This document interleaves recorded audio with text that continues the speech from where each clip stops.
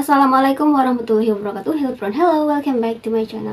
Oke guys, balik lagi bersama aku Nelly. Seperti biasanya aku bakalan bahas suatu video. Dan video kali ini yang mau kulihat, ini ada sebuah video yang berjudul Makcik Malaysia heran dengan kehebatan bahasa Indonesia yang berkembang pesat. Kok Makcik Malaysia ini bisa heran ya? Karena memang guys, akhir ini kan emang bahasa Indonesia itu emang lagi tenar banget di dunia. Bahkan aku dengar akhir-akhir ini ada sekitar 54 negara yang mempelajari bahasa Indonesia, dan bahasa Indonesia ini sudah resmi menjadi salah satu bahasa UNESCO. Selamat Indonesia. Nah, kira-kira kenapa nih makcik nih sampai terheran-heran ya dengan maju pesatnya bahasa Indonesia? Kita langsung lihat. Oke, tapi sebelum kita play ini video, buat teman-teman yang udah mampir channel aku, makasih banyak. Semoga teman-teman semuanya panjang umur, murah rezeki, dan selalu diberi kesehatan. Amin. Dan langsung ya kita lihat dulu video kali ini. Let's go.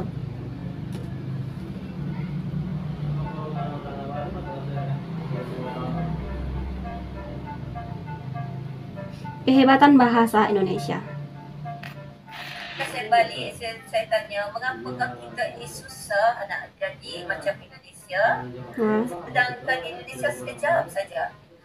Hello Wanderers, di saat melihat pandangan orang Malaysia terhadap bahasa Indonesia, perlu diperhatikan perbandingannya. Bahasa Melayu merupakan bahasa yang telah ada selama berabad-abad dibawa oleh peradaban Austronesia dan menyesuaikan dengan dialek serta tradisi daerah seperti di Sumatera, Kepulauan Riau sekitar, dan wilayah barat Kalimantan. Iya, di sini di daerah tempat aku memang ada yang masih menggunakan bahasa Melayu, guys. Kesepakatan pemuda-pemuda bangsa untuk menciptakan kemudahan berkomunikasi.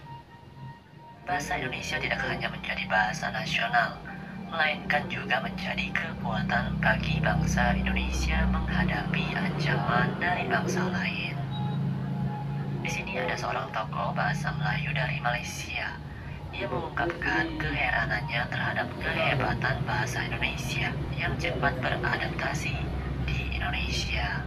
Ia juga pernah tinggal di Indonesia, merasakan sendiri proses berdirinya bahasa Indonesia, serta beliau membandingkannya dengan bahasa Melayu yang sulit berkembang, bahkan terinfeksi oleh bahasa asing. Mari kita simak penjelasan dari tokoh ini. Mengapakah pembangunan bahasa kebangsaan mudah dicapai oleh Indonesia berbanding dengan Malaysia? Ya, kalau tengok tajuk tu betul lah, kisah bahasa dan budaya. Jadi bahasa tu cakap tentang bahasa, budaya tentang secara am lah, kerana bahasa tulis itu bukan ahli antropologi.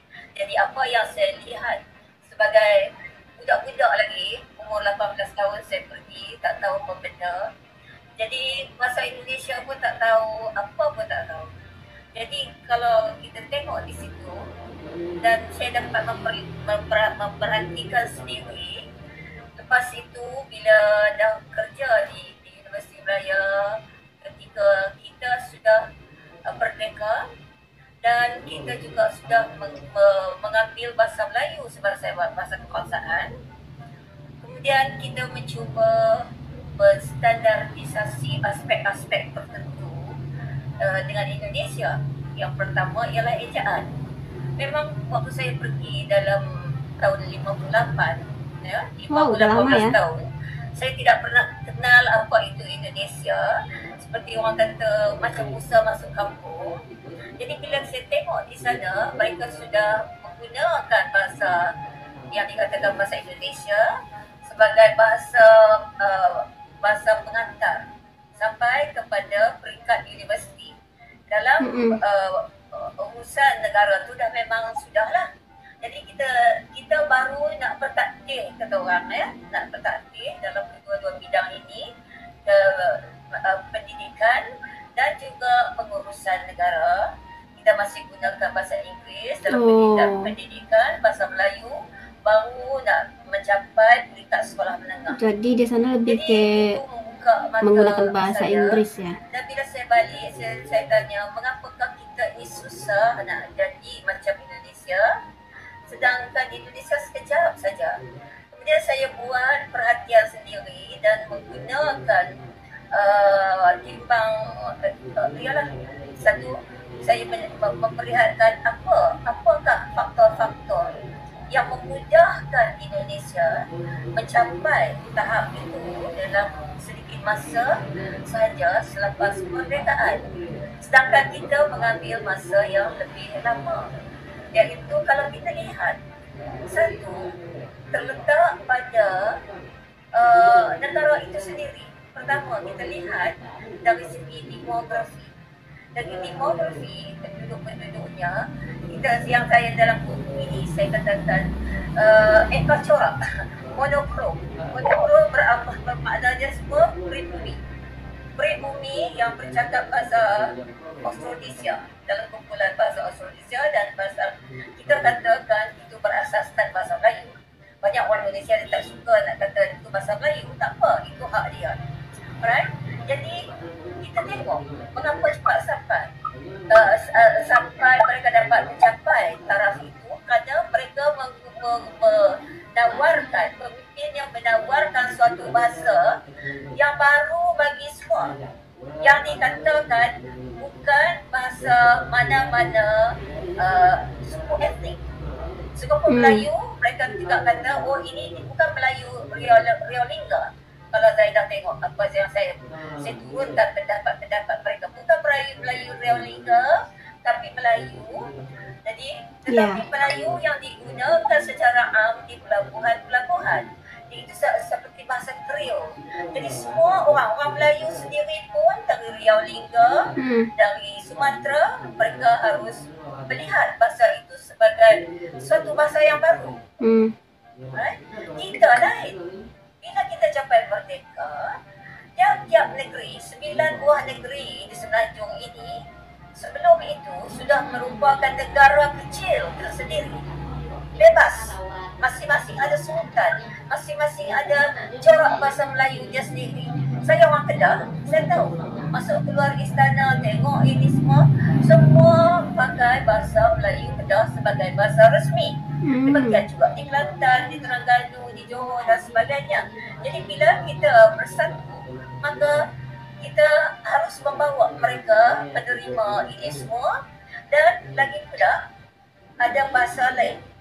Ya, kita dalam buku itu saya kata orang Indonesia ada orang Melayu waktu itu ada pak angkat, masing-masing ada pak angkat.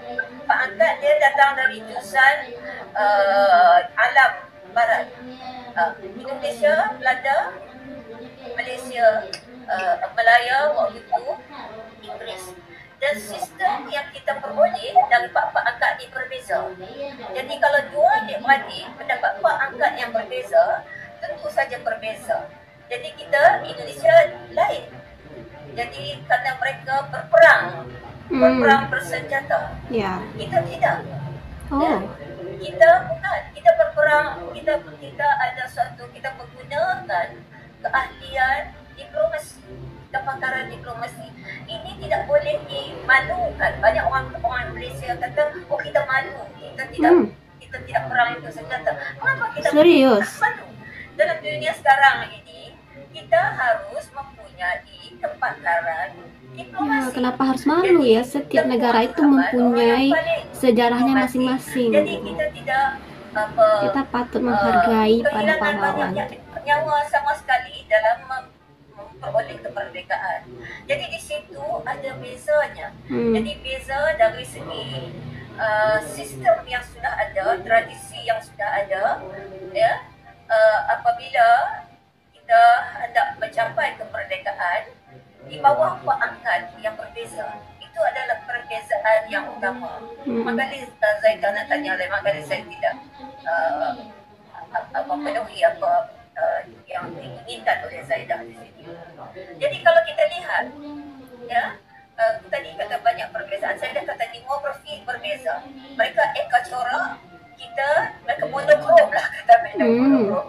Kita ni banyak kromnya, berbagai corak. Ada bukan saja orang pribumi, kita ada orang Cina dalam peratusan yang amat tinggi kalau dibandingkan dengan Indonesia. Indonesia cuma buat 1% saja orang Cina, alright. Kita ada orang India, ya, semua bahasanya berbeza. Iya kan, aku pun Dan juga dari heran sih zaman sebenarnya. kolonial lagi, mereka mempunyai sistem pendidikan dan menggunakan bahasa mereka sendiri. Jadi Bahasa semua Indonesia. ini kita mesti ambil perhatian. Indonesia tidak ada. Jadi jangan kata kita tidak berusaha. Ini yang saya nak betulkan orang kita. Orang kata kita tak berusaha buat, kita ini Indonesia berusaha buat. Saya tengok mudah saja. Ya, dalam Sumpah Pemuda ambil bahasa Indonesia. Ambil itu cepat. Kita lihat banyak, ya, perdebatan dalam Legislative Council sebelum merdeka dan sebagainya. Nah, jadi begitu Sobat Maju penjelasan dari Profesor asal Malaysia. Dan dari sisi aspek sosial, perancangan suatu bahasa memerlukan pertimbangan yang matang agar bahasa tersebut dapat diterima dengan mudah oleh berbagai lapisan masyarakat dan bukan hanya oleh segelintir kelompok berbahasa tertentu. Nah, jadi bagaimana pendapat kalian? Nah, teman-teman, itu dia videonya ya, dijelaskan sama Profesor asal Malaysia tadi ya, tentang bahasa Indonesia. Dan juga menurut aku sih karena Indonesia dan Malaysia tuh mempunyai sejarahnya masing-masing ya. Sejarah kita tuh nggak sama aja. Indonesia, kenapa bahasanya bisa benar? Karena bahasa Indonesia tuh memang bahasa nasional, bahasa yang nomor 1 di Indonesia. Bahkan orang luar pun kayak China itu, dia tuh ke Indonesia tuh, bahkan mereka tuh yang mempelajari bahasa Indonesia, bukan kita yang mempelajari Cina. Kalau di Malaysia kalau aku lihat sekilas ya, orang China itu ya mereka menggunakan bahasa mereka gitu, menggunakan nama asli mereka, beda-beda sama di Indonesia. Bahkan orang China itu bahkan mempunyai nama Indonesia gitu ya. Mungkin ini karena kita punya sejarah yang berbeda. Indonesia juga punya budaya yang tahulah, budaya Indonesia tuh sangat banyak ya, ras. Jadi untuk mempersatukan bahasanya pun banyak bahasa daerah di Indonesia. Untuk mempersatukan rakyat Indonesia tuh ya dengan menggunakan bahasa yang satu, yaitu bahasa Indonesia. Nah teman-teman, mungkin kali ini kita cukupkan sekian dulu. Kita bisa jumpa lagi di next video. But don't forget to comment, share, and subscribe. Jangan lupa loncengnya diaktifkan juga. Oke, terima kasih. See you. Bye bye. Assalamualaikum.